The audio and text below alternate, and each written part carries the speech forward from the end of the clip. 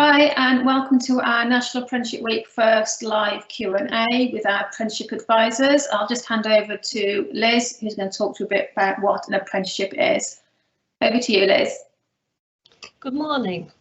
So I'm Liz, I work in the apprenticeship team and I work mostly with applications and with assessments and inquiries.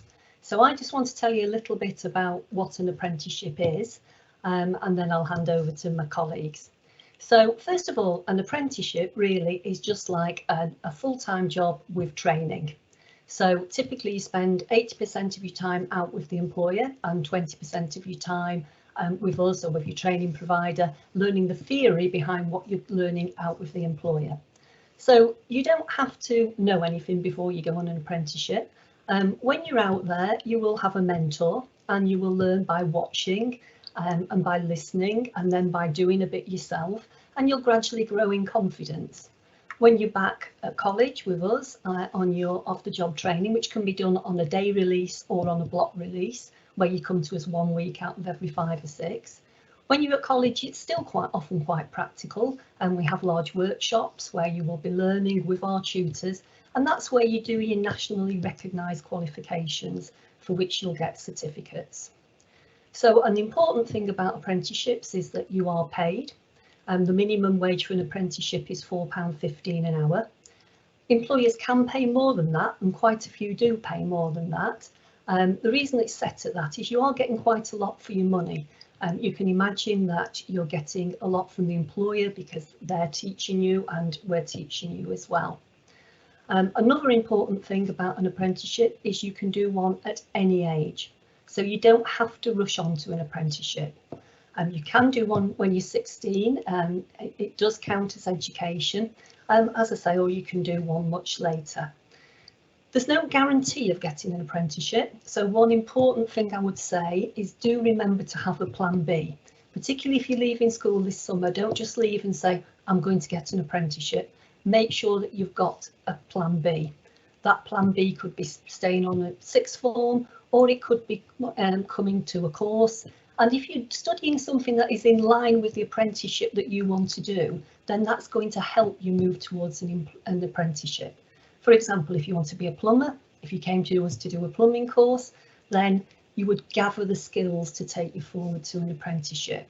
So I would certainly encourage you to consider, as I say, to have a plan B, and we'll perhaps go into that in a little bit more detail later. So I'll hand over to my colleague Fiona, who's going to talk to you a little bit about how to get an apprenticeship. So, good morning, my name's Fiona and I work at Stevenson Brooksby Melton College, the SMB group, as an apprenticeship advisor.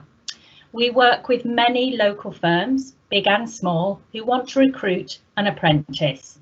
Schools, builders, plumbers, garages, hairdressers, all around the East and West Midlands. So how would you find an apprenticeship? There are a few things you can do to find an apprenticeship. Firstly, go on the government website, find an apprenticeship. All training providers use this website and advertise, not just the SMB group. You can see employers' current apprenticeship vacancies and opportunities. Create an account with your details. Type in the particular apprenticeship job you want to do. A mechanic, a civil engineer, an accountant, a chef, a nursery practitioner. The opportunities are endless to you.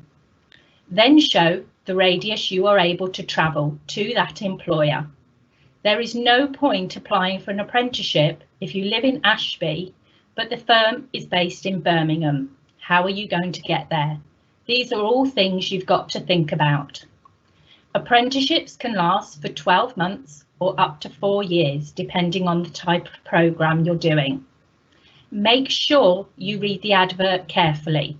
You'll be given the employer's details, the college training provider's details, the job title and job description, the working hours, weekly and daily, and the salary that they're offering you as an apprentice. Then, once you are happy, you apply for that opportunity. You'll be directed to college's own websites where you will fill in an application form. If it is an SMB group opportunity, one of our sales administration team advisors will contact you and speak to you over the phone or by an email. You'll receive government text alerts from the government website if any new opportunities become available. This website changes daily, so we would recommend that you look at it every couple of days to see if there's any new opportunities. Secondly, look on your college's website, see what current vacancies they're advertising, and you can apply through that, or you can ring us. We are always available to speak to you and give you help and guidance. Thirdly, you can be proactive. If, for example, you wanted to be a teaching assistant, you can contact all your local schools and either phone or email them with your current CV. You can ask if they have any opportunities available to you, whether they would be interested in taking you on as an apprentice. Offer to do a free work trial. Be proactive. Employers like someone who's showing initiative. They may not have an opportunity straight away, but they may ask you to contact them in the future. But if an employer does say they have an opening and an opportunity, you can contact us and we will phone them on your behalf and give them and yourself advice. Lastly, you might have a friend that owns a company, for example, an electrical firm, and you want to be an electrician.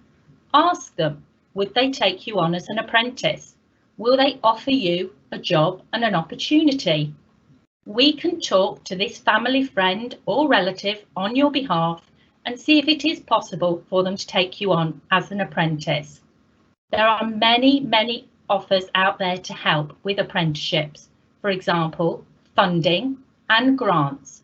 They might not know about these. They might not realise how easy it is to do an apprenticeship with them.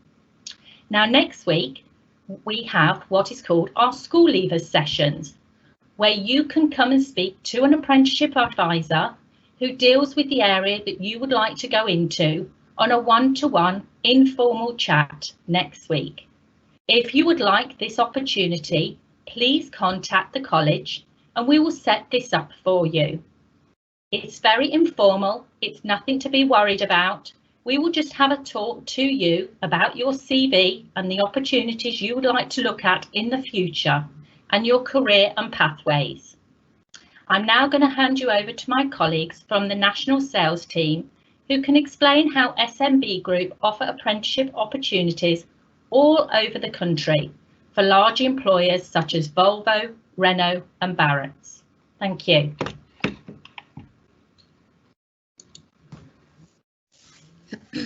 Hi, so I'm Maddie and I work for the National Apprenticeship Team that recruit apprentices across the country. I know Fiona just mentioned a couple that we work with, but we also work with Vinci and Sanctuary, helping to recruit HGV and construction apprentices. Our application process is a little different to the one just explained by Fiona, although all of our vacancies can also be found on the Find an Apprenticeship site. Some of the vacancies that we offer, they can be applied directly through the Find an Apprenticeship site.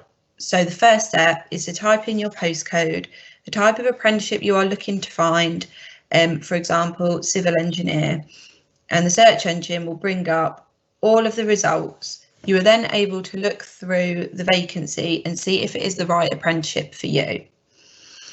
Our vacancies always list Stevenson College or Brooksby Melton College as the training provider.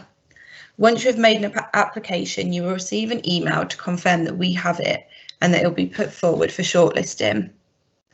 Our Volvo and Renault heavy vehicle technician apprenticeships are also listed on the Find an Apprenticeship website.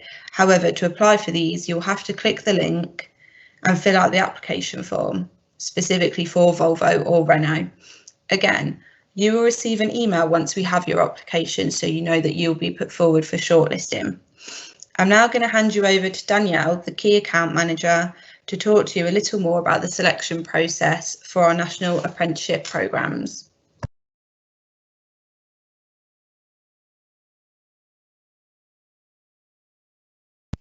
You're on mute. You're on mute, sorry. Sorry, that's my fault. Hi, I'm Danielle. I'm Key Account Manager at the SMB Group, and we support large businesses across the country recruit their apprentices. We have a number of vacancies across different sectors, including civil engineering, construction, engineering, and HGV. The national apprenticeship process differs a little bit to the locals. As we are recruiting across the UK, the selection process can be a little bit more intense. As part of the apprentice selection process, many of our national employers will hold assessment centres.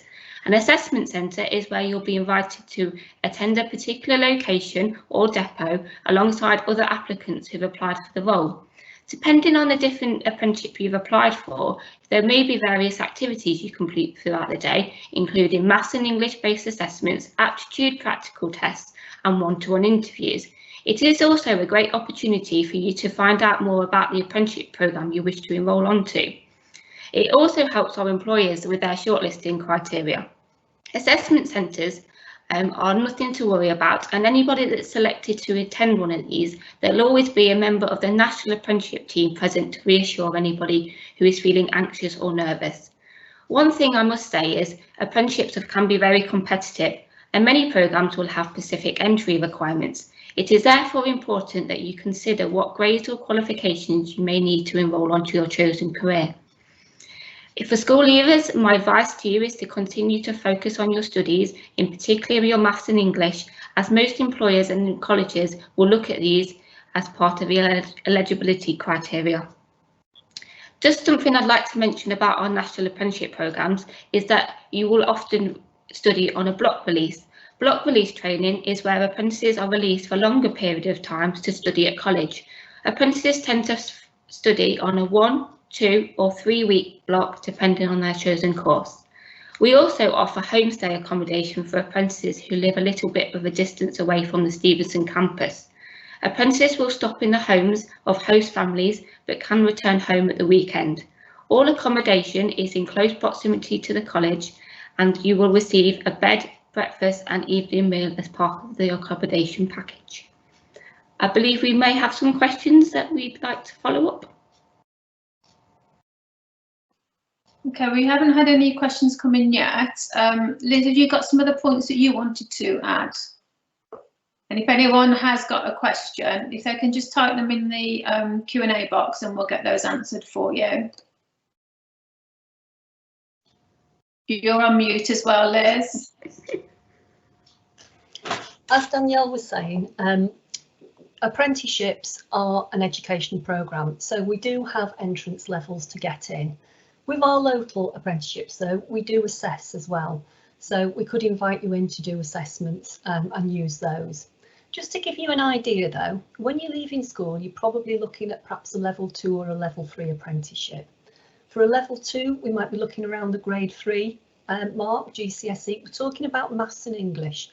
And for a level 3 apprenticeship we'd be looking about grade 4. Now the reason that we're really interested in maths and English is that we need to know that you'll be able to do the work that we're going to give you as part of the apprenticeship. So if you are listening to us as a school leaver, I really would recommend that you work as hard as you can to try and get that grade 4. Another reason being that if you get that you won't have to do it again either on an apprenticeship or a course. So there are entrance levels, but we do assess and work as hard as you can and do think about your maths and English. Another area that I just wanted to cover, I know some people might be a bit worried about how apprenticeships have been affected by COVID. Now I have to say they have been affected. Obviously employers are a little bit worried about their finances at the moment, and some areas have been affected more than others, but hopefully by the summer things will be picking up. We are still recruiting, we have got apprenticeships, and I think it is really on the up a bit. But the net result is that it has possibly got a little bit more competitive. So do remember, if you're looking for an apprenticeship, remember all the things that Fiona said. Be proactive, talk to people, talk to friends and relatives. Every week we set up apprenticeships for people who come to us with an employer.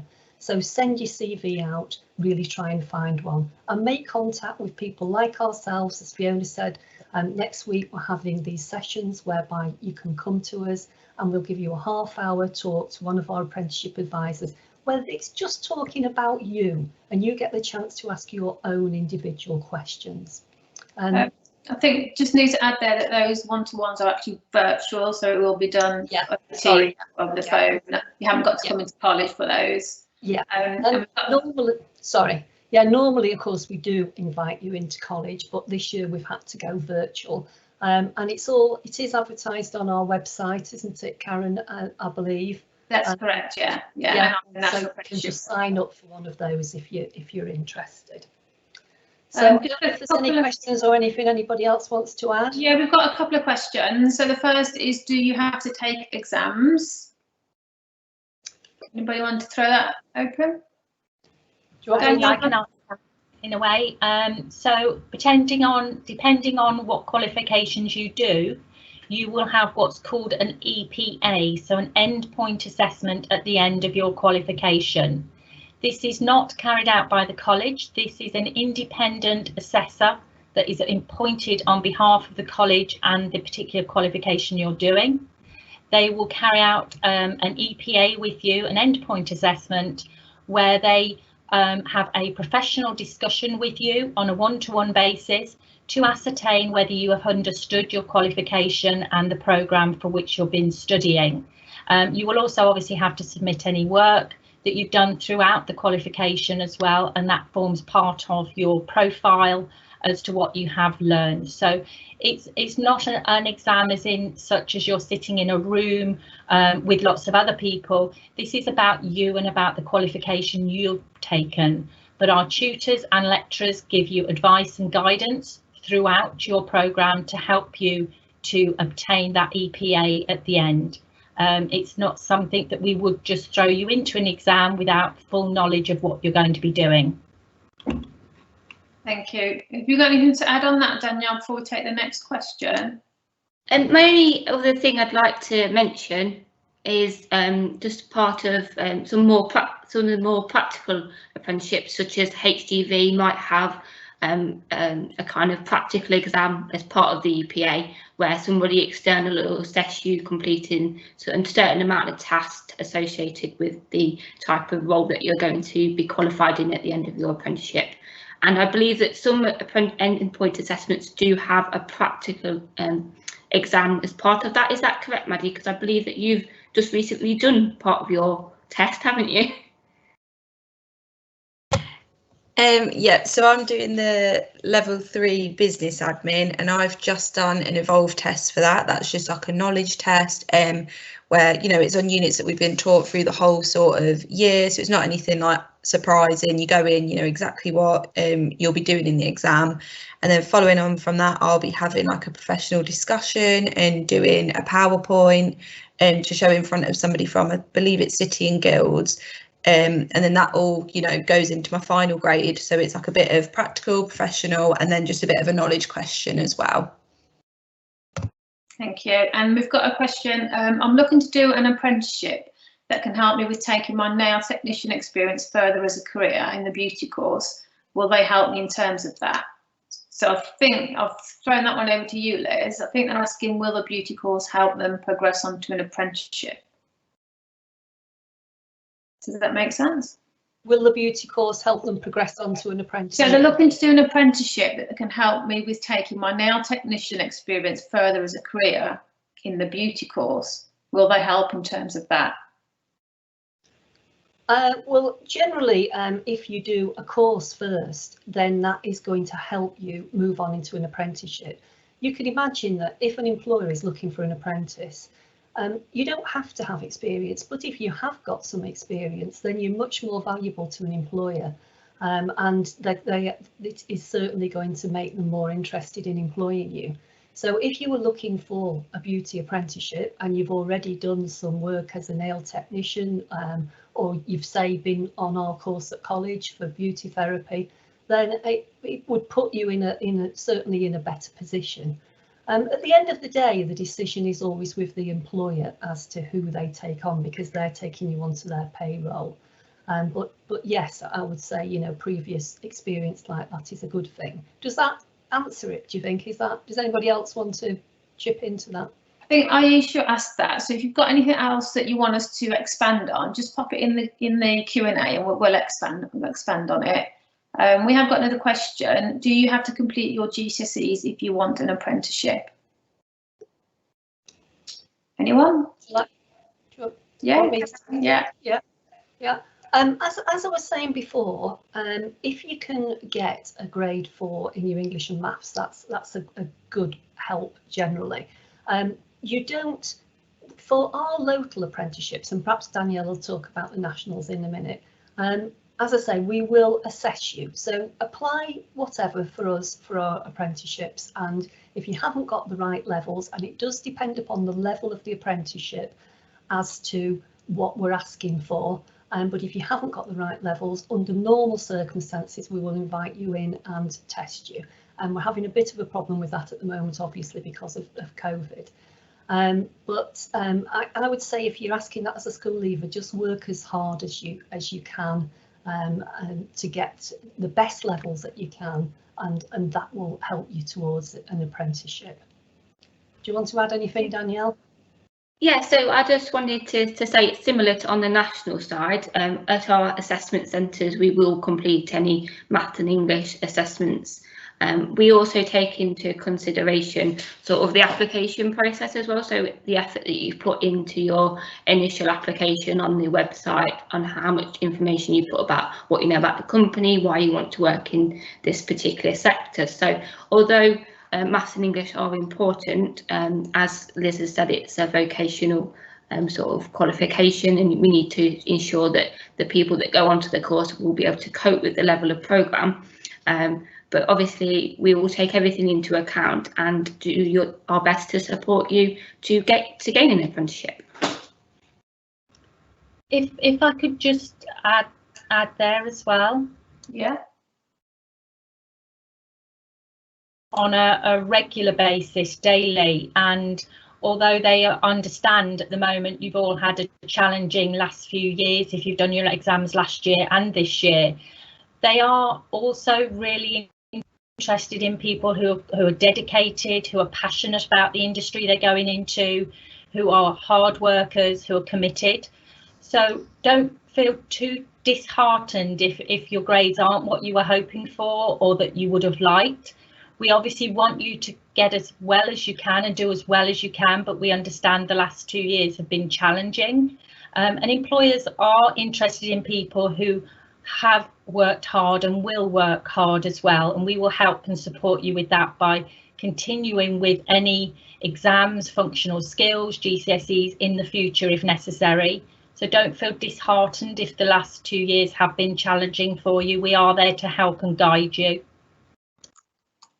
Thank you. And then just Aisha's just said thank you, that's the reply I wanted. When would the course start this year? I'm assuming you mean the full-time course, and our full-time courses are all starting in September. But am I right that apprenticeships can start any time throughout the year? Yes, it's a rolling programme for apprenticeships, so it doesn't just start in September like the vocational courses. So you can apply for an apprenticeship at any time. And this is why I would recommend that certainly if you're watching this as a school leaver, that you get a place on a course or make plans for September, and then continue to apply for apprenticeships. You know, really put a lot of effort into finding one. But then if you don't get one, you could start on a course, and then you can keep looking for an apprenticeships. And throughout the course, keep going on the National Apprenticeship website and keep looking. But yes, apprenticeship recruitment does go throughout the year. And just while you're there, Liz, how long is the beauty course? The full time. Yeah. The full time. Well, we've got level 2 and level 3, and after level 3, then you're qualified as a beautician, both 1 year. Both 1 year, okay. And someone's asked, what courses do we offer in college? What courses? What, are we talking vocational full-time courses now, or are we talking apprenticeships? Both? What I would recommend, there are lots of different courses. So I would recommend you go on our website and you hit on courses. If you're interested in a Stevenson College course, go on Stevenson College, or a Brooksby Melton one, go on their website. Just log on, look at the courses and look at all the different courses there are. And if you're interested at all, you can apply, hit on the apply button, and then you'll get a telephone interview. And at that telephone interview, it will give you the chance to talk to the tutor and find out more about the course. If you're asking about apprenticeships and apprenticeship courses, I would really recommend, and anyway I would recommend, have a look round this site that you're on today. It's packed with information about all the different courses that we offer and at all the different sites. So yes, if you go on the website, you'll find all the information you need, both about apprenticeships and about courses. I was just asked, sorry, I was just asked again, is the level 2 in beauty 1 year and then the level 3 1 or 2 years? I think you said they're both 1 year, is that right? I believe they are. I'm more apprenticeships than full time, but it will. The full information is on our website, and you can apply for the course as well through there. Thank you. We've just got a couple of minutes left. Do you just want anything else that you want to tell everyone just in the last couple of minutes? Shall I? Yeah. Shall I say just a bit about CVs? Yes, please. Are important with an apprenticeship. If you want an apprenticeship, you will need to write a CV, and it's something you'll need all the way through your life anyway when applying for jobs. A CV is like your little advert to the world, and if you go on the National Apprenticeship website, you will need to upload a CV, and if you come to us for an apprenticeship, we will need to see your CV, and that will go to the employers, and it's the first thing that they see about you, so it needs to be as good as it can possibly be, and it needs to show passion. Most employers, and I think we all deal with employers all the time, and what they say is they can teach somebody how to be a mechanic or a plumber or a hairdresser, but they can't teach them enthusiasm. So that has got to shine out of a CV. And if you do want more information about how to do one, we do a very good little guide. You just apply to us at apprenticeships@smbgroup.ac.uk, and we can easily send you one out. I think the information for this, I'm sure Karen will put it on the screen, and it's also on our websites. It's also on the National Apprenticeship Virtual Open event as well, a little video showing you how to complete your CV as well. Good. It is really important, and it's worth getting started and getting one underway if you haven't got one already. Fantastic. Danielle, do you want to do anything else you want to include about nationals? Yeah, so obviously just to kind of obviously, you know, agree with Liz really, just in regard to national apprenticeship programs, it tends to be more on application forms as well as CVs. So again, just to obviously kind of get as much information on the application form as possible, even if you think it's minimal experience or anything that you've done in your spare time to do with the type of role that you're going on to, it all kind of collates together for the employer on why you wish to go into that particular sector. So any informal work experience, anything that you do in your spare time, for example, if you're into vehicles, cars, kind of watching, you know, the banger racing, anything like that, if you're going into that kind of role, put it on your application, because without that, you know, you're not showcasing yourself to your best potential really, and that's what we want to see to support you to gain an apprenticeship. Yeah, I couldn't agree more with that. I think employers love to see that sort of thing. You know, if on a CV or in an interview, if you can talk about a hobby, if you've had some work experience, that's just so useful. It shows that you might have had some customer service skills, or you know, you've been trusted. If you've been a pot washer or a waitress or anything, all should go on the CV, and employers love to hear that, and it shows you've got a good work ethic. So definitely these are things that you should be thinking about. And I've just checked, and beauty level 2 is 1 year and level 3 1 year. Thank you. Okay, just have another quick question, which is, what is the difference with an apprenticeship course. I'm not sure if they're asking what's the difference between an apprenticeship and a course. So obviously, if you're going to be an apprentice, you're employed by an employer. They employ you. You have a contract of employment through them. You're not employed by the college to go out and do the apprenticeship on the college's behalf. If you were looking at a full-time course, you'd be doing that in college full-time for a year or 2 years, depending on the full-time course. But if it says an apprenticeship, you are employed by an employer. You have all the employer rights that any of their employers have. You work with them 5 days a week. You attend college maybe 1 day a week or on a block release, like Danielle has explained, if it's a block programme. You would have holiday days with them. You would have pay with them. They pay you, the college doesn't pay you. So if you're an apprentice, you're employed by an employer that you want to work for, and they will have interviewed you as well. I would say with regards to the CV, if you do upload or send a CV to us or send a CV to an employer, one of the most important things is, and you'll be surprised, but it does happen, is making sure all the information you give is accurate and correct. If you've got a phone number on there, it's an update, it's the right phone number, it's a phone number you're currently using. An email address, make sure that email address works. There would be no point putting an email address on there if it's your old school one, for example, because by the time you're looking for an apprenticeship or a full-time course, you're going to have left the school where you've been at for the last few years. So make sure that CV is accurate. Get a parent or a guardian to read through it and make sure everything's right on there. But whatever you get on there, it's paramount. It's really important.